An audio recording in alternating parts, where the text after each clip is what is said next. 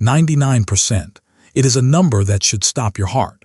In the cold, clinical world of multi-level marketing, 99% of participants do not just fail. They lose, they bleed, they evaporate. Imagine a stadium filled with 50,000 people screaming for success, chasing the ghost of a boss babe lifestyle, and then realize that only 500 of them will ever see a profit. The rest, they are the fuel. They are the carbon being crushed to create a single diamond at the very top of the spire. We are told this is the new economy. We are told this is the side hustle that sets you free. But the math is a predator. The math does not care about your dreams or your children's college fund. It is a biological impossibility wrapped in a glossy brochure. We see the rented Lamborghinis. We see the filtered Instagram posts from whites on beaches. We see the join my team invitations filling our inboxes like digital termites. But behind the filter, the bank accounts are screaming. The garages are full of unsellable leggings and expired vitamins. The credit cards are maxed out to pay for inventory loading. It is a multi-billion-dollar machine that runs on the desperation of the middle class. It is a meat grinder disguised as a ladder. We watch as friends become recruiters. We watch as family dinners turn into sales pitches. We watch as the social fabric of our lives is monetized, stripped for parts, and sold back to us at a premium. This is not business. This is a commercial fever. This is the pursuit of financial freedom through the systematic destruction of your own community. It is a cult of the dollar, and the tithe is everything you own. The paradox is the hook that sinks into the flesh. To save your life, you must destroy your life. To gain everything, you must risk losing everyone. We are conditioned to believe that hard work equals reward, but in the MLM architecture, hard work is merely the friction that generates heat for someone else's engine. You are told you are an entrepreneur. You are told you are a business owner, but you own nothing. You do not own the product. You do not own the brand. You do not even own your time. You are a high-pressure valve in a pipe designed to move money from the bottom to the top. The intuition says that if you sell more, you earn more. The reality says that the product is a ghost. The product is a legal shield. The real product is the person you are recruiting. We find ourselves in a hall of mirrors where the customer and the employee are the same person. You are the buyer of your own inventory.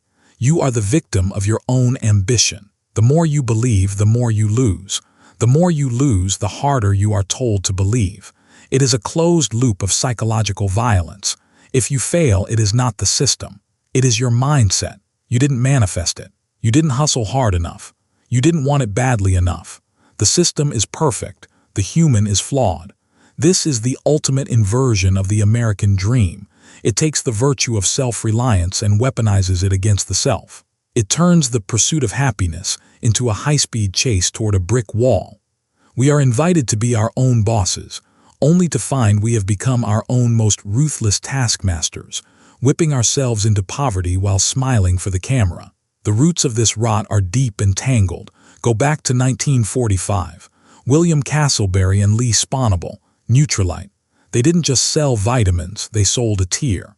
They sold the idea that you could profit from the labor of others in a geometric progression. It was a biological infection of the sales model.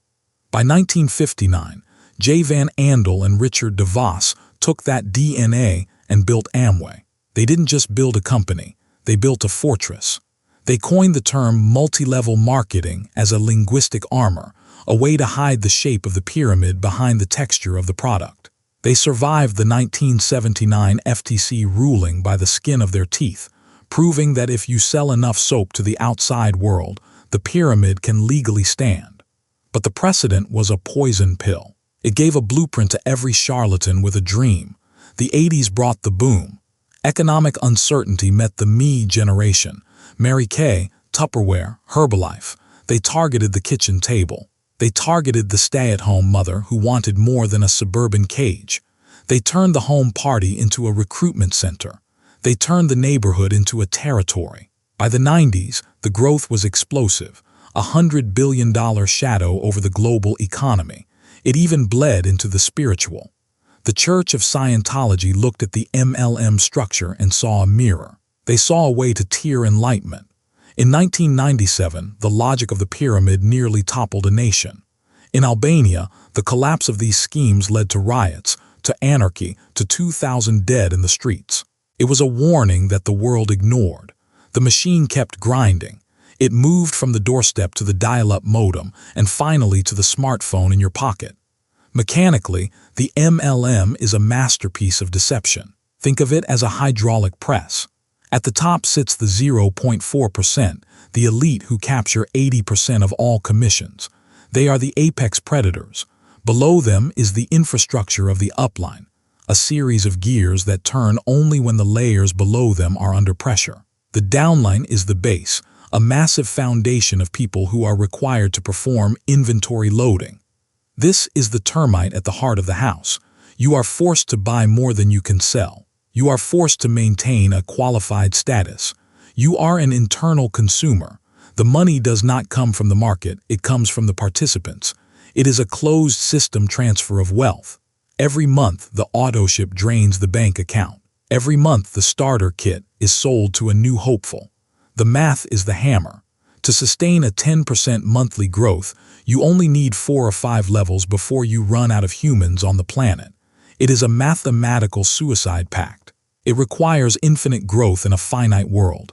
To hide this, they use the list of 100. They tell you to write down every person you have ever known, your high school teacher, your dentist, your ex-boyfriend.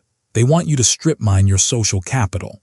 They want you to burn your bridges to build their bridge. It is a scorched earth policy of the heart. When the bridges are gone, you have nowhere else to go. You are trapped in the ecosystem. You are isolated. You are ripe for the final harvest. The conclusion is a dark room with no windows.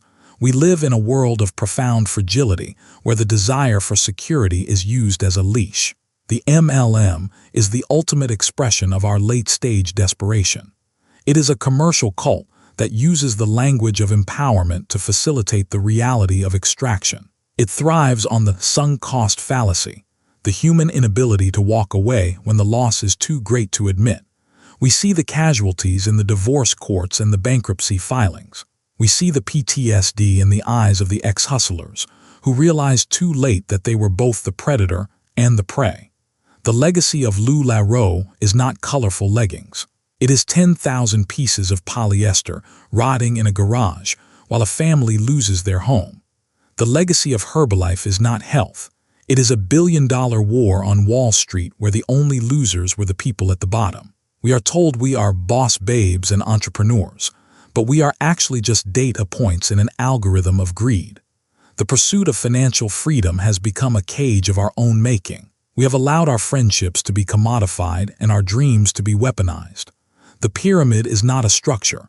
It is a ghost that haunts the American dream.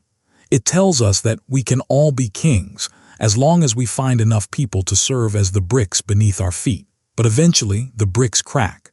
Eventually, the foundation fails. And when the pyramid falls, it does not fall upward. It collapses onto the very people who built it with their hopes, their hours, and their lives.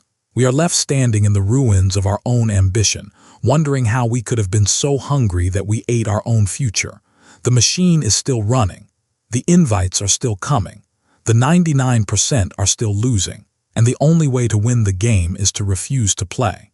The only way to save the soul is to burn the list.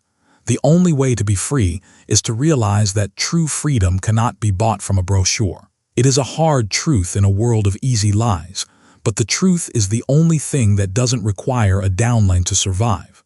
We are the architects of our own deception, and it is time to stop building. It is time to step out of the shadow of the spire and into the cold, clear light of the real world. The dream is a lie. The hustle is a trap. The freedom is a fiction. And the cost is everything you have left.